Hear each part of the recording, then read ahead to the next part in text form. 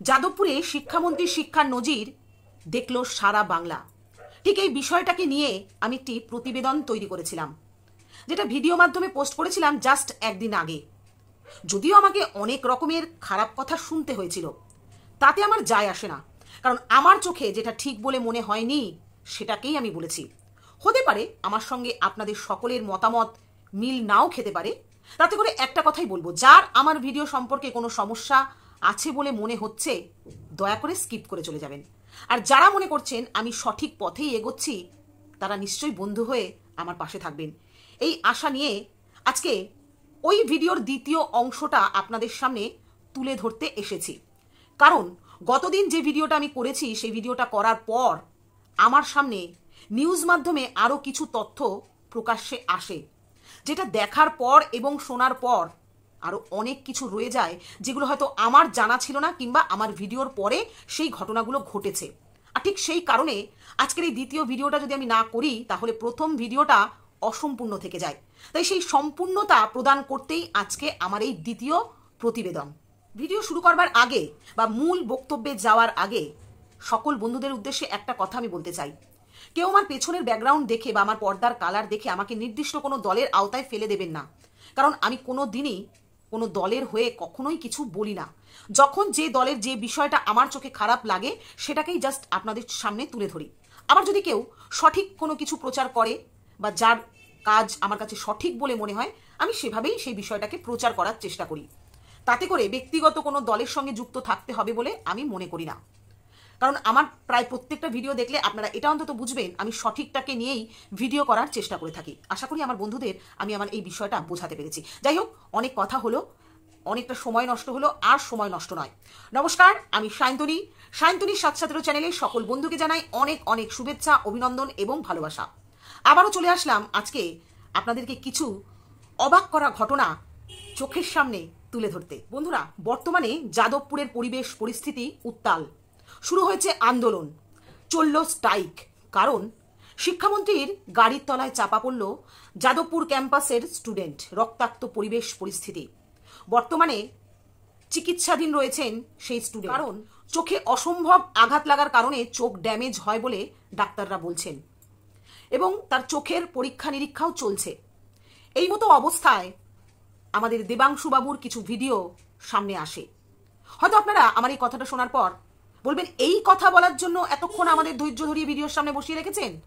না বন্ধু, হয়তো আপনারা বলছেন যে দেবাংশুর কথায় এত গুরুত্ব দেওয়ার কি আছে, ওকে সবাই চেনে, ও এই ও সেই, ও টিএমসি তাই। হ্যাঁ বন্ধু, আপনারা হয়তো ঠিকই বলছেন, কিন্তু কিছু ক্ষেত্রে মানুষের ভুলগুলোকে তাকে বুঝিয়ে দেওয়াও তো আমাদের দায়িত্বের মধ্যে পড়ে। দেবাংশু যদি বারবার কিছু ভুল কথা বলতে থাকে, কাহাতক তাকে এড়িয়ে চলে যাব বলুন তো?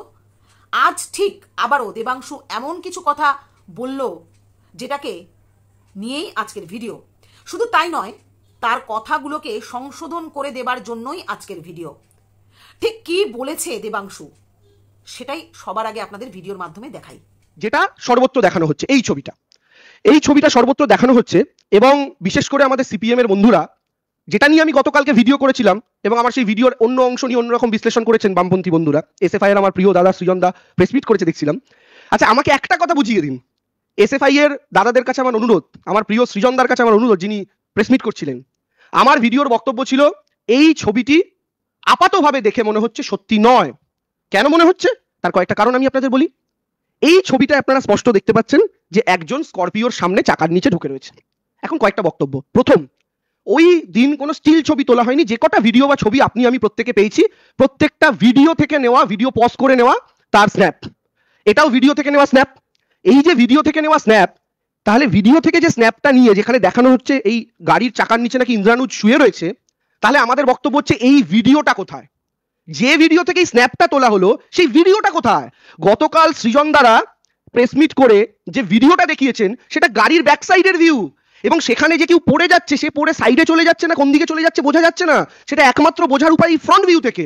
যে ফ্রন্ট ভিউয়ের স্ক্রিনশট তারা ভাইরাল করেছেন, তো যেখান থেকে এই স্ক্রিনশটটা, যে ভিডিও থেকে আপনারা এক্সট্রাক্ট করেছেন, সেই ভিডিওটা কোথায়? এটা যতক্ষণ না আমাদের কাছে আসছে আমরা তো এটাকে সত্যি বলে মনে করতে পারবো না, এটাই স্বাভাবিক। কারণ সব ভিডিও অ্যাভেলেবেল মার্কেটে, আপনারা প্রেস মিট করে করে সব ভিডিও দেখাচ্ছেন, শুধু এই ভিডিওটা দেখাতে পারছেন না। দেখিয়ে দিন, তাহলে বুঝবো সত্যি হয়তো কোনো ঘটনা ঘটেছে, ঘটে থাকতেই পারে তাড়াহুড়োর মধ্যে, কিন্তু দেখিয়ে দিন, এক নম্বর কথা। দু নম্বর কথা, স্বাভাবিক বুদ্ধি সম্পন্ন যে কেউ তারা যদি এই ছবির দিকে তাকান, স্বাভাবিক বুদ্ধিতে বিবেচনা করেন, তাহলে একটা এত বড় গাড়ি, এবং এখানে যদি এটা সত্যি ইন্দ্রানুজ হয়, সে আড়াআড়ি ভাবে চাকার তলায় শুয়ে রয়েছে, এই চাকার তলায় শুয়ে থাকার পর এসএফআই বলছে ব্রাত্য বসুর গাড়ি চাপা দিয়ে চলে গিয়েছে। চাপা দিয়ে এই শব্দটা তারা ব্যবহার করছে। আচ্ছা, আপনারা কেউ বিশ্বাস করেন?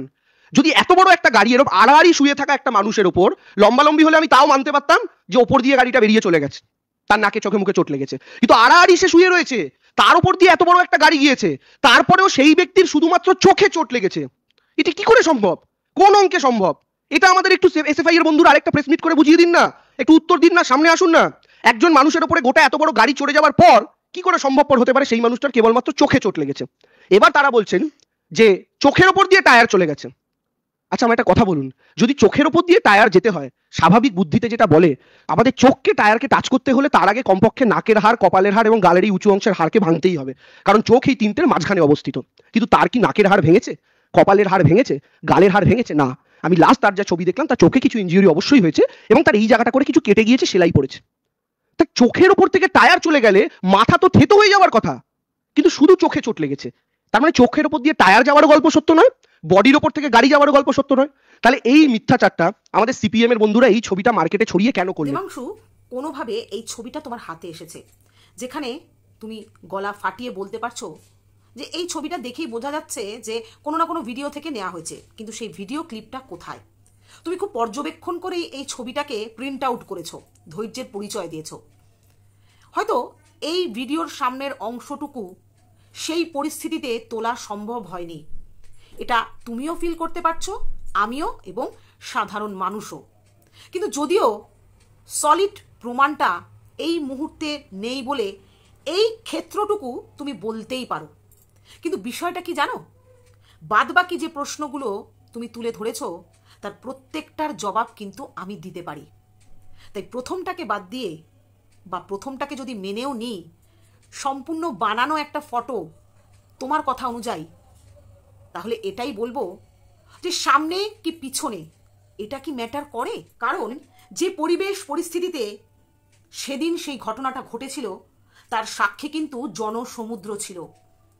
একজন কেউ কি বলেছে এখনো পর্যন্ত যা তুমি প্রমাণ করে দিতে পারো যে এই ঘটনাটা সম্পূর্ণ বানানো একটা ঘটনা কিংবা ফেক? এমন কোনো ঘটনাই সেদিন ঘটেনি। এমনটাও যেমন তুমি বলতে পারো না, ঠিক তেমনি গাড়ির সামনে কি ঘটনা ঘটেছিল তোমারও কিন্তু জানা নেই, কারণ সেই স্পটে তুমি নিজেও প্রেজেন্ট ছিলে না। এর থেকে প্রমাণ হয় ঘটনাটা নিয়ে তোমার যত না মাথা ব্যথা, তার থেকেও বেশি এটা প্রমাণ করা নিয়ে মাথা ব্যথা যে ওই দিন কোনো ঘটনাই ঘটেনি। কোথাও না কোথাও আরজি করের ঘটনার সাথে অত্যন্ত মিল পাচ্ছি, শুধুমাত্র তোমার কথায়। কেন জানো? আরজি করে যে ঘটনাটা ঘটেছিল সেটাকেও সুন্দরভাবে প্রমাণ তথ্য লোপাট করে প্রমাণ করার চেষ্টা করা হয়েছিল যে ওটা একটা সুইসাইড। আর ঠিক এখানেও চেষ্টা চলছে, তুমি চেষ্টাটা চালাচ্ছ এটা বোঝানোর যে এমন কোনো ঘটনাই সেদিনকে ঘটানো হয়নি, শুধুমাত্র শিক্ষামন্ত্রীকে ফাঁসানোর উদ্দেশ্যে এটা করা হয়েছে। কিন্তু ভাই, ভুলটা তোমার। কেন জানো? তুমি ভুল জায়গায় ভুল কথা বলে ফেলেছো। কারণ সেই দিন যে ঘটনাটা ঘটেছিল, অর্থাৎ আরজি করে, সেখানে পরিচিত লোকের আনাগোনা ছিল, অর্থাৎ একে অপরের পরিচিত ছিল। এছাড়াও যারা যারা স্পটে উপস্থিত ছিল প্রত্যেকেই অপরাধী ছিল। কিন্তু এই জায়গাটা না এমন একটা জায়গা যেখানে সাংবাদিক বলো, ছাত্রছাত্রী বলো, এলাকাবাসী বলো, শিক্ষামন্ত্রী নিজে বলো, তার ড্রাইভার বলো, প্রত্যেকে আলাদা আলাদা পার্টের লোক ছিল। তাই গল্পটা ঠিক গুছিয়ে তুমি বলতে পারলে না। এবার আসি তোমার পরের কথার উত্তরে।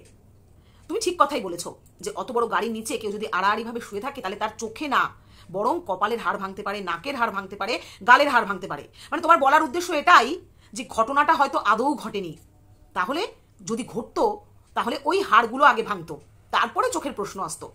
মানে তুমি বলতে চাইছো যা ঘটনাটা ঘটেছে বা ছাত্রের হসপিটালাইজ হওয়া, তার চোখে আঘাত লাগা, সম্পূর্ণটাই তৈরি করা কোনো গল্প। বেশ, মেনে নিলাম। তবে জানো কি, তোমার কিছু জিনিস হয়তো মাথা থেকে বেরিয়ে গেছে, কারণ তুমি তো রেগে আছো। সেগুলোই তোমাকে ক্লিয়ার করে দিই। কথায় আছে রাখে হরি মারে কে, নিশ্চয়ই শুনেছো এই কথাটা। আমরা কিন্তু এমন অনেক ঘটনার সাক্ষী আছি যেখানে যেটা ঘটার নয় সেটা ঘটেছে, আবার যেটা ঘটার সেটা ঘটেনি। যেমন ধরো, ট্রেনে চলতে চলতে কোনো গর্ভবতী মহিলা বাথরুমে গিয়ে তার প্রসব বেদনা ওঠে এবং সেখান থেকেই বাচ্চা হয়ে ট্রেনের তলায় পড়ে যায়, অথচ সেই বাচ্চা অক্ষত অবস্থায় রয়ে যায়। এমন ঘটনাও তো ঘটে, শুনেছো তো? প্রত্যেকে শুনেছে, নিশ্চয়ই তুমিও শুনেছো। তাই বলছি রাখে হরি মারেকে। যদি এটাকে অতটা গুরুত্ব দিয়ে আমি বলতে চাই না, কারণ এটা সম্পূর্ণ কপালের উপর।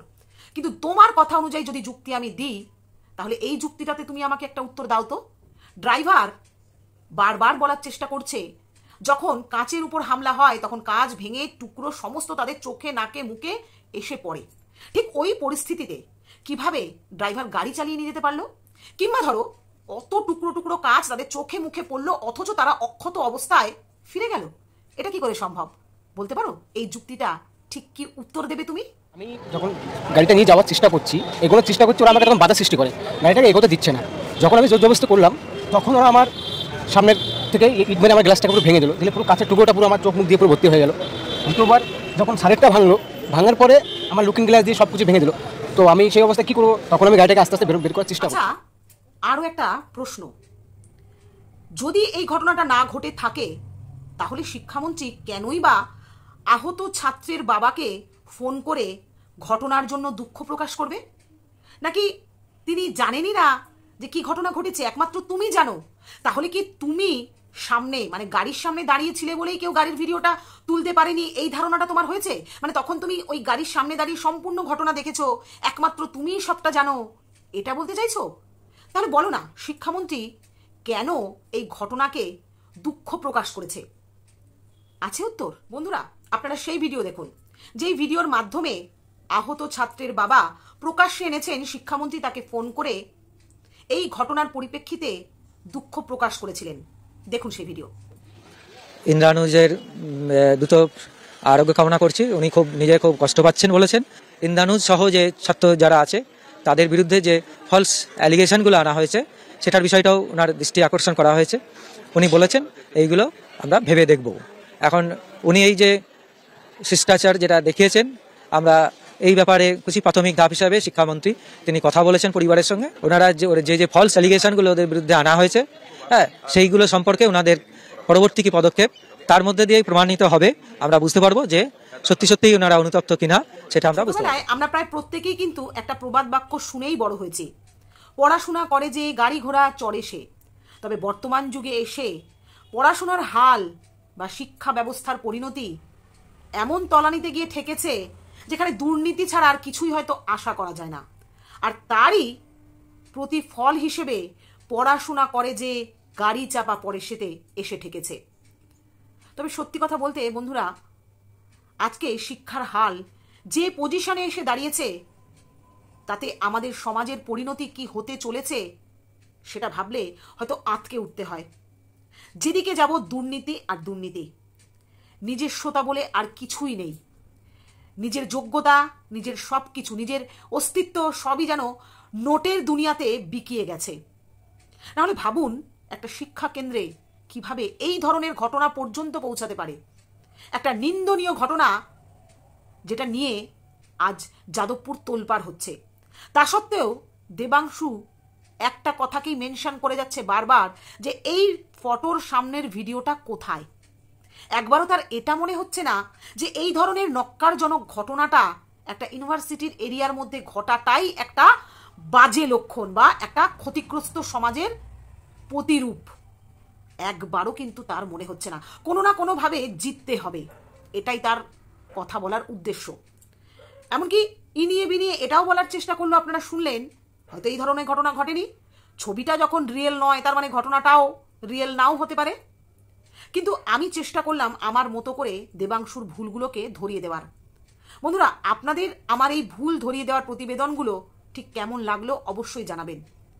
আশা করব যারা আমার এই ভিডিওটা দেখছেন তারা এতক্ষণে বুঝে গেছেন কেন আজকে আমি এই ভিডিওটা করেছি। যাই হোক, ভালো লাগলে পাশে থাকবেন এবং অবশ্যই করে আজকের ভিডিওর উদ্দেশ্যে কমেন্ট করে জানাবেন।